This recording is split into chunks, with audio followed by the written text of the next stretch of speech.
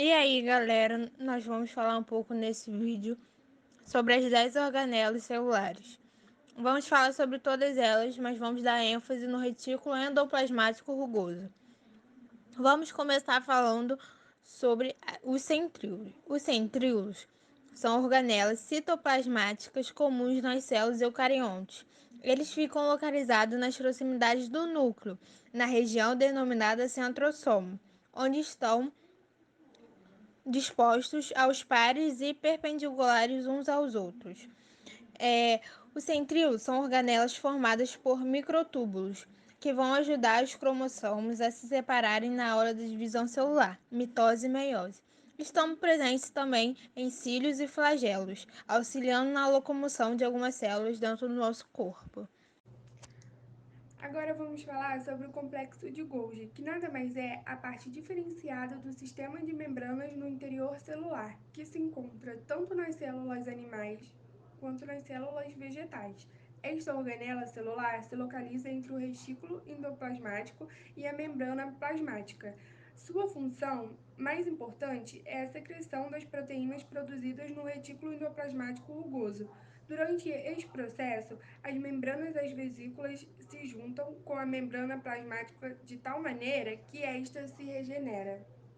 Já os lisossomos têm uma função de fazer a digestão intracelular, que pode ser por fagocitose, que é quando a célula precisa digerir substâncias vindas do meio externo, no caso das células do sistema imunológico, que atacam as células inimigas chamadas antígenos, ou através da autofagia, quando as organelas se tornam envelhecidas, a célula passa por uma reciclagem, através do qual digere algumas de suas organelas que já não funcionam bem. Isso também pode acontecer em situações com poucos nutrientes, em que a célula realiza a autofagia para manter a homeostase, ou seja, seu equilíbrio interno. Falando da membrana plasmática, suas funções são divididas em permeabilidade seletiva, que controla a entrada e saída de substâncias da célula, proteção das estruturas celulares, delimitação do conteúdo intracelular e extracelular, garantindo a integridade da célula, transporte de substâncias essenciais ao metabolismo celular e o reconhecimento de substâncias, graças à presença de receptores específicos na membrana. Mitocôndria, função. O grande número de mitocôndrias em uma só célula são de grande valor, pois são elas as produtoras de energia para todos os movimentos e ações, como falar, pensar e até mesmo respirar. No nosso cotidiano, quando exageramos em exercício físico sem estarmos habituados a praticar, sentimos muitas dores musculares no dia posterior.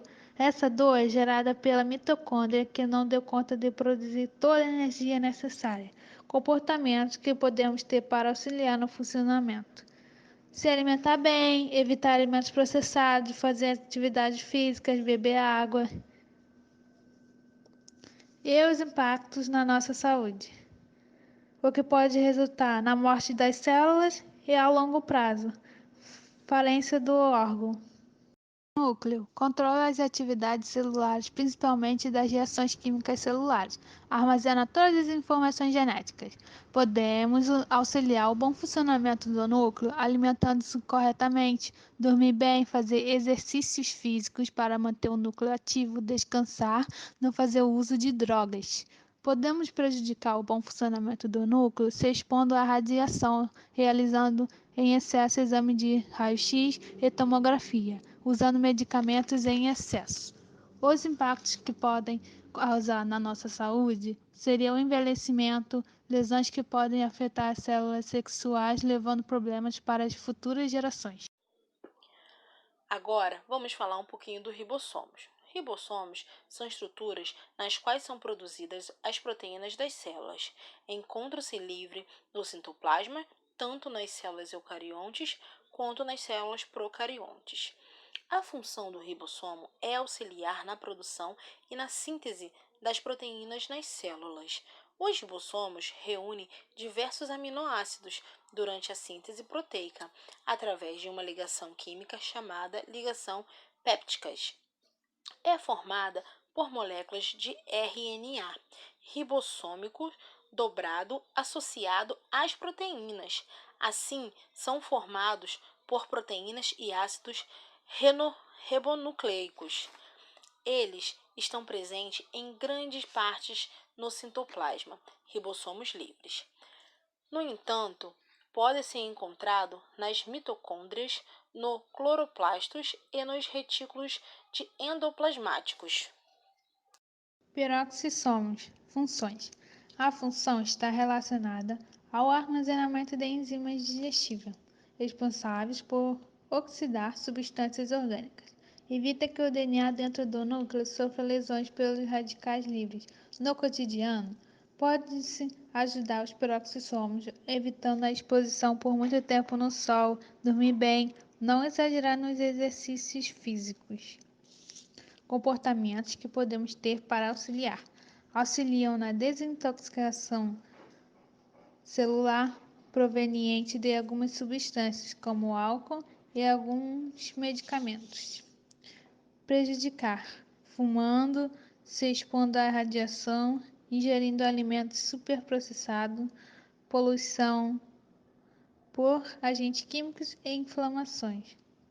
Os impactos disso na nossa saúde são as lesões no DNA, que podem ocorrer mutações, o que pode gerar câncer ou morte celular. Agora, vamos falar sobre o retículo endoplasmático liso. O retículo endoplasmático é uma organela que está relacionada com a síntese de moléculas orgânicas e é responsável pela produção de lipídios.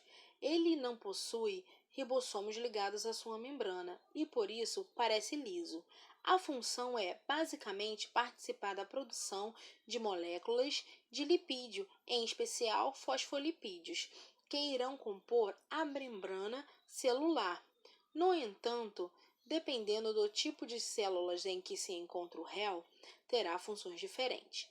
Assim, por exemplo, ele pode estar mais envolvido na produção de hormônios esteroides a partir do colesterol, ou com a regularização dos níveis de cálcio no citoplasma das células musculares estriadas.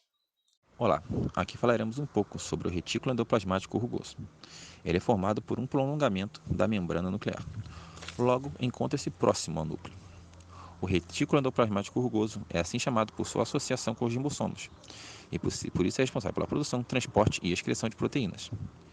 Ele é encontrado com mais frequência nas células que precisam de produção intensa. O mau funcionamento dele pode ter várias consequências, visto que os hormônios são compostos por proteínas. A exemplo disso, temos a insulina, que é produzida no pâncreas, que é responsável pela metabolização do açúcar no sangue. O mau funcionamento leva a diabetes. Outro exemplo são os anticorpos, produzidos pelos plasmócitos. O mau funcionamento leva a um sistema imunológico fraco, nos deixando sujeitos a várias doenças.